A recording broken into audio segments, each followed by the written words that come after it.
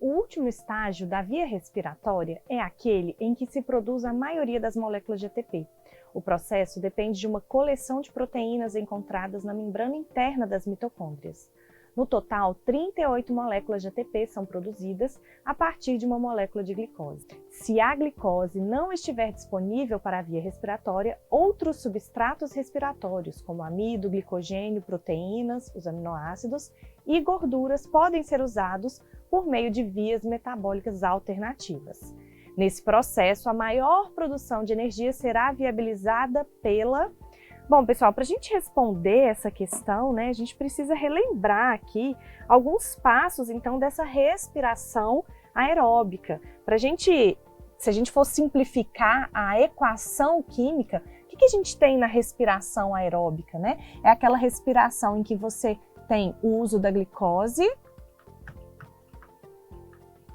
que é o que ele diz que é o substrato principal, né, nossa molécula de glicose, mas a gente precisa que ela reaja com oxigênio para então formar gás carbônico e água. Isso é a respiração que acontece dentro das nossas células e libera então a energia para todo o nosso metabolismo. Essa energia, ela é liberada em forma de ATP. Então, o que a questão está querendo que a gente fale é onde vai ter nessa respiração aeróbica essa maior produção de energia, ou seja, a maior produção de ATP, que são essas 38 moléculas que o enunciado citou. Então, o que a gente tem, né, pessoal? Essa aqui é uma coisa muito simplificada. A gente pode dividir ainda, né, a respiração celular em algumas etapas. A primeira delas seria a glicólise. O que é glicólise, né? É a molécula da glicose sofrendo lise, sofrendo quebra. Então, a gente teria essa molécula da glicose sendo transformada em piruvato ou ácido pirúvico. Esse é o inicinho que acontece ainda, né, no citosol da célula.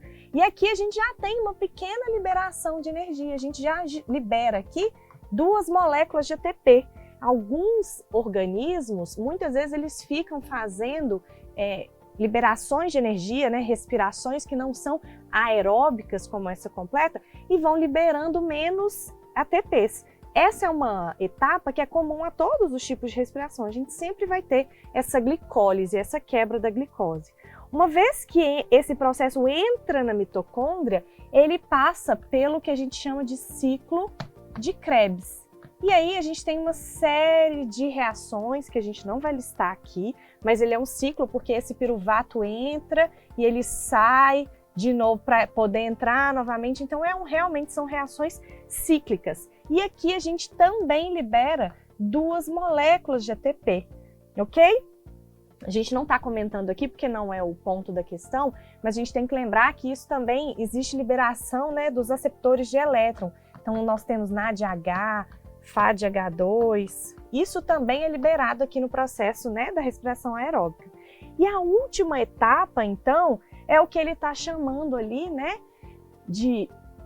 do último estágio da via respiratória. Então, ela vai acontecer nas membranas da nossa mitocôndria e nós vamos chamar de fosforilação oxidativa.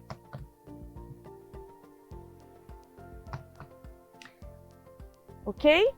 Então, pessoal, essa é a última etapa e é a etapa em que a gente tem a maior produção de energia no processo respiratório. Então, essa fosforilação oxidativa, né? Isso aí a gente também vai chamar de cadeia de transporte de elétrons.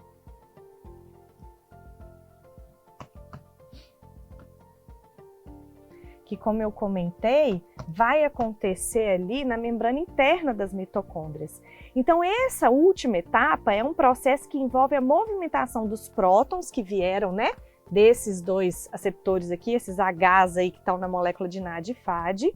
Então, esses prótons, eles vão ser movimentados na membrana da mitocôndria através de uma enzima muito conhecida que é a ATP sintase, ou seja, é a enzima que sintetiza ATP. Então, essa enzima, né, essa proteína, ela vai utilizar o gradiente de prótons, ou seja, a diferença de prótons na face interna e na face externa dessas membranas, para sintetizar o ATP a partir partir de ADP e fosfato inorgânico. Então, o que é ATP, né? Adenosina trifosfato.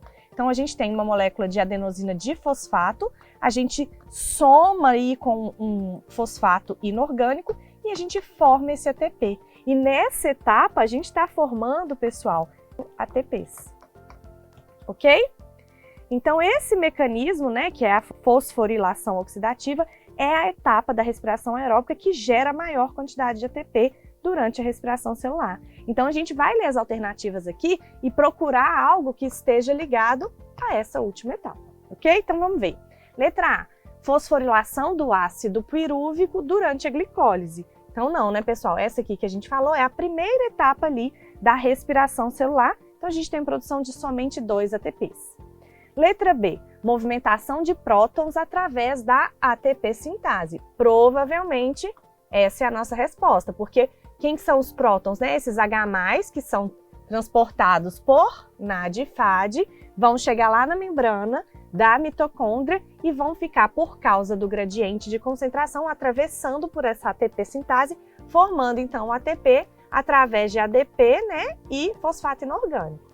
Mas vamos ver as demais. Letra C, produção de ácido lático em condições anaeróbicas. O que são condições anaeróbicas? Sem oxigênio. Então, isso aqui já não é a nossa resposta só por isso, ok? Então, aqui a gente estaria falando de outro tipo de respiração, que são respirações anaeróbicas. Letra D, liberação de gás carbônico durante o ciclo de Krebs. Então, aqui ele está trazendo, né, o ciclo de Krebs, que seria a nossa segunda etapa, que a gente também tem a geração de 2 ATPs. Também não é a nossa resposta, ok?